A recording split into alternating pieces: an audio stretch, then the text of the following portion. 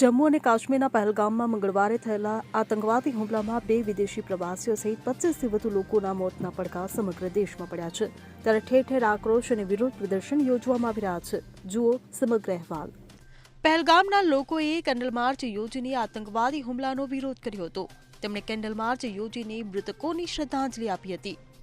જમ્મુ અને કાશ્મીરના પહેલગામમાં થયેલા આતંકવાદી હુમલા બાદ સમગ્ર દેશમાં ગુસ્સાનો માહોલ છે. ત્યારે પીડીપીના વડા મહેબૂબા મુફ્તીએ પહેલગામમાં પ્રવાસીઓ પર થયેલા આતંકવાદી હુમલાની નિંદા કરતા વિરોધ પ્રદર્શનમાં ભાગ લીધો હતો. પીડીપીના વડા મહેબૂબા મુફ્તીએ પહેલગામ આતંકવાદી હુમલા સામે કાશ્મીર બંધનું આહવાન કર્યું છે. ભૂતપૂર્વ મુખ્યમંત્રી મહેબૂબાએ કહ્યું, પહેલગામમાં થયેલો હુમલો ફક્ત અમુક પસંદગીના લોકો પર હુમલો નથી, તે આપણા બધા પર હુમલો છે.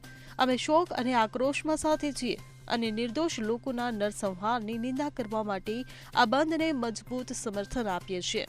જમ્મુમાં પ્રવાસીઓ પર પહેલગામ આતંકવાદી હુમલાના વિરોધમાં વિવિધ હિન્દુ સંગઠનોના સભ્યો અને ભાજપના નેતાઓએ વિરોધ પ્રદર્શન કર્યું. ત્યારે આ સાથે જ ડોગરા ફ્રન્ટના કાર્યકરોએ પહેલગામ આતંકવાદી હુમલાની નિંદા કરતા વિરોધ પ્રદર્શન કર્યું, જેમાં પાકિસ્તાન હાય હાયના નારા લગાવ્યા. આ સાથે જ પાકિસ્તાન પર હુમલાની માંગ કરી છે. તો પહેલગામ આતંકવાદી હુમલા બાદ શિવસેના યુવીટી સાંસદ સંજય રાઉતે કેન્દ્રીય ગૃહમંત્રી અમિત શાહના રાજીનામાની માંગ કરી છે. અમિત શાહના રાજીનામાની માંગ કરતા રાઉતે ટ્વિટર પર કહ્યું, સરકારો બનાવવામાં અને પાડી નાખવામાં બધો સમય પસાર થઈ ગયો. મન 365 દિવસ રાજકીય વિરોધીઓને ખતમ કરવાના કાવતરામાં વ્યસ્ત રહેશે. લોકોની સુરક્ષા રામ ભરોસે છે. જો કે જમ્મુ અને કાશ્મીરના પહેલગામમાં પ્રવાસીઓ પર થયેલા આતંકવાદી હુમલા બાદ પીએમ મોદીએ ગૃહમંત્રી અમિત શાહ સાથે પણ વાત કરી હતી. પીએમ મોદીએ અમિત શાહને આતંકવાદી હુમલા સામે યોગ્ય પગલાં લેવા જણાવ્યું. અમિત શાહે ઉચ્ચ સ્તરીય બેઠક બોલાવી અને યોગ્ય પગલાં અને સર્ચ ઓપરેશન હાથ ધરાઈ રહ્યું છે.